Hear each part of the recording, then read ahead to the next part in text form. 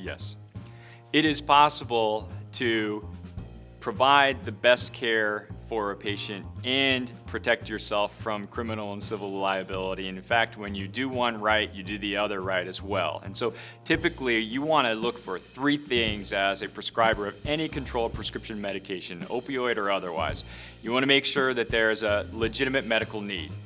And so you have to make sure that the person is actually enduring a condition that cannot be treated without the controlled medication that you know now is necessary to prescribe. In prescribing a controlled medication, you also need to make sure that you adhere to what is the ordinary course of your professional practice. And so you look to the types of resources that are available through prescriber education, through your professional associations and the handbooks and other training materials that are put out by them, as well as government entities like the FDA, labeling documents for medications. You pull all that together and do what is consistent with the standard of care.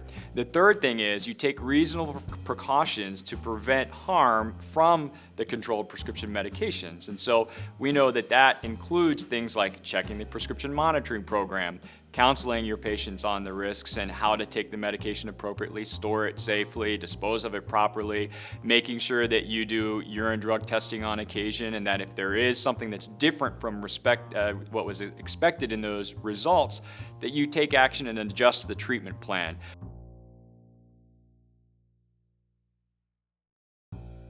So with those three things, the legitimate medical need, ordinary course of professional practice, and then reasonable steps to prevent harm that are basically included throughout all that you do, then you do adequate, thorough documentation of all of it and make sure that it's in the medical record, individualized to the person you're treating, and you will be pretty solid in knowing that you're giving the best care and you're safe from civil and criminal liability.